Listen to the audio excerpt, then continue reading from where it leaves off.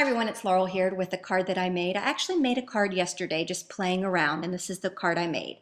And I was playing around with the background. I used a stencil and a distress spritzer and distress ink and embossing paste, and I was just playing around, and I love the look of that background.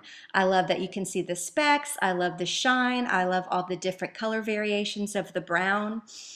I just fell in love with this, and I was just goofing around, I don't know. I had some time to kill apparently, and I just love it. So I thought I would share a card with you today. And this is the card that I made. Same background, just a little bit, but I just changed up the images and whatnot. So to get started, this is just some Nina Solar White cardstock, just the 80-pound cardstock, and that's the Distress Spritzer. Excuse me, Distress Spritzer. Say that really fast. Distress Spritzer, Distress Spritzer, Distress. Anyway, it's hard to say really fast for me. Anyway, so this is my first time kind of playing around with it. It was the first card that I made, so I had a lot of fun. This is the Aspen Tree stencil from the Crafters Workshop. I love their stencils. Their 6x6 stencils are under $5. They're great quality. I have a ton of them. I have some kind of stencil addiction going on right now for some reason. So I'm just going to get some masking tape, and I'm just going to adhere that down onto some typing paper there. And I have to be careful because I don't want my cardstock to shift underneath, but at the same time, I don't want to mask my cardstock to the typing paper because I need to be able to get to the design of the cardstock, if that makes any sense. So I just have to be real careful. I'm going to be using Copic markers in E15, E59, and YR18. Now before I get started, Copics are alcohol markers and they are permanent, so they're going to stain up your stencil. You can see all the flecks on my stencil down there. If that bothers you, don't use Copics. Use distress markers or some watercolor markers. But if you don't care, then use Copics. So what you do is you just kind of line it up there, and you have the middle of the tip kind of overhanging a little bit like I showed you, and then you just kind of pump the air there. Now I will tell you, pumping for long periods of time did hurt my hand, so I did have to stop quite a bit. So there I am lining up the tip again for you, and then you just squeeze the little valve right there closed, and then you just start spritzing on the color. So I did have to stop a few times and let my hand rest a little bit. I also have a bum pointer finger. Something's going on with my pointer finger. It's really sore and swollen. So, you know, keep that in mind when you're using this. It was fun. I enjoyed it. Now I've switched over to the YR18. You can see it all spraying out. It's pretty cool. I enjoyed it. I wouldn't like be spraying any scrapbook layouts or anything, but for small coverages, it works for me. As long as I took a break in between colors. So I've got all three of those colors down there, and I'm making sure to get them in on the design. Now I'm going in with the, what is that, E15? I can't see. I'm getting dizzy trying to see. I think it's E15. That's my final brown. You can see I'm changing my hands. I'm showing you my bum finger for some reason. And now I'm done. I've got it all. It doesn't look all that great right now, to be honest with you, but it's really cool. So now I'm going to start using the distress inks. Now I did mask some of the cardstock because I'm going to work with the left side first, and then I'll work with the right side, hoping that my cardstock doesn't shift. And I'm also using the new Distress blending tools, the little circle blending tools, and I love them. I've actually replaced all of my other blending tools with these little round ones. I'm using frayed burlap, tea dye, and another brown, a mysterious brown. What is it?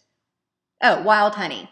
So frayed burlap, tea dye, and wild honey are the three distress inks I'm using. I just wanted to stay in the brown family, and I peeled it up, and I just love it. Look how pretty it is, and I love all the specks in there. It's so cool. But to give it that shine and that pretty frosted effect, I did use some pearlescent embossing paste, but I wanted to show you close up because you can totally leave it like this if you want to. This was gorgeous. I'll use this for a future project by itself without adding the embossing paste, but I wanted to show you how I got that pretty background. Very easy to do, as a matter of fact. So what you're going to do, get some scratch paper, use a craft sheet, use something so you don't mess up your workspace there. And then you're going to take the same stencil and line it up and go ahead and mask it down again to help with the shifting. You don't want things to shift around on you. And I just reuse the same masking tape. And this is the Dreamweaver Pearlescent embossing paste. It works the same way as regular embossing paste. You can see it's a little bit more creamier, and it's got that sheen in it. And then I've just got a palette knife here, and then you're just going to basically frost it on like you're frosting a cupcake. Make sure that you use the back of your palette knife and not the front. Kind of like a habit when you scoop in is to scoop from the front, but scoop from the back, and then you'll be able to blend easier. And then you just go ahead and smear that around, making sure that you're giving full coverage. You can do different areas of thickness if you want. I wanted everything the same thickness. And then I'm just going to scrape off the excess there and put it back in my container for future use. I did get a tiny little bit of brown in that embossing paste when I did scrape up from the distress ink, but I don't care. I mixed it in with the embossing paste, and I don't think you'll ever see it. So be careful when you're peeling up your masking paper. You don't want your stencil to shift and mess up the design. And when you peel it up, you get this really pretty like frosted look over your stencil, and it also adds that dimension. But we're going to set that aside to dry. It takes probably about an hour or so, and I'm going to be using these Just Hatched and the Just Hatched dies from Mama Elephant. I'm actually going to be using the dinosaur from the set.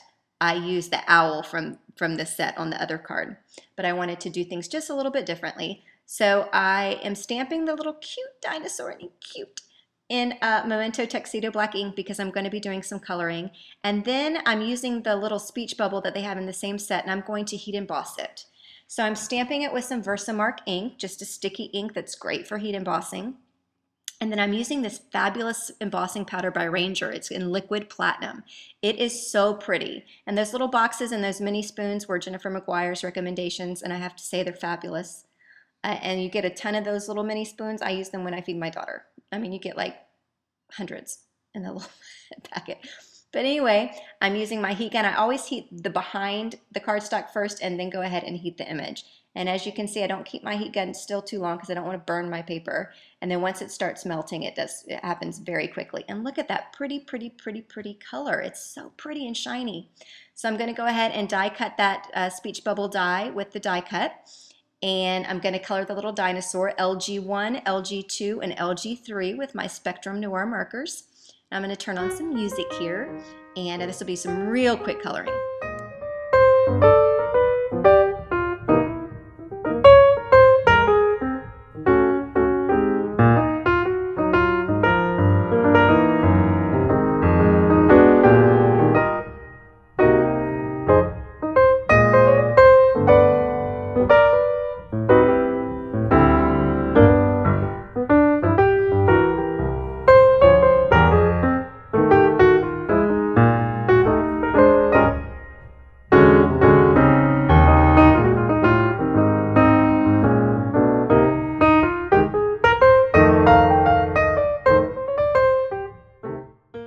All right, so that's all done. I'm sorry that's not real focused, but the coloring's done. Let's go ahead and assemble the card and take a look at the background now that it's dry. It is so pretty and so shiny and so sparkling, and it's got that pearlescent glaze to it. It really is pretty. I love that it picks up on the little specks from the Copic markers from the Distress Spritzer. I love the speech bubble and how it's embossed and how it just seems to match perfectly. So I'm going to go ahead and do a very similar layout to the other card. And I'm going to have the little dinosaur saying hello. So I'm going to be using some foam dimension here. These are by Best Creation. They're fantastic. You do get I say this all the time, but you get a bunch on one sheet and they're $1.99 each. So it's definitely a great investment for these little foam dimensions, since I'm sure you use them a ton just like I do. And I'm just going to go ahead and peel them up and put my little speech bubble down, the little dinosaur saying hello, hello. And then once we've got all that down, I'm going to put it on some Nina Desert Storm cardstock. But before I go ahead and adhere that down, I want to round the corners. I believe I'm using the 1/4 inch measurement. That's the We Are Memory Keepers corner chomper. And I'm going to use my glue glider. That's my adhesive gun that I really like. I don't have the room or the space for the ATG gun, and these refills are very inexpensive. I actually get my refills off of eBay. I get them in like a 6-pack. And they're pretty inexpensive. So I'm going to go ahead and put that adhesive down, and then I'm going to mount that onto my cardstock there. And I am going to trim off the bottom a little bit because my card panel was a little bit smaller than the standard size. So I've trimmed that off there. Then I'm going to round the corners of the card base, and that's going to be it. We are done. I love this card. I had such a fun time making it and just playing around and experimenting with the different mediums. And here's the two kind of side by side. I just think it's cute. I don't know about you. Y'all might hate it, but I love it. And I do like that I add a little shot of color with the dinosaur. So if you're interested in any of these products, they are linked below in the YouTube description. You can check out my blog at laurelbeard.org.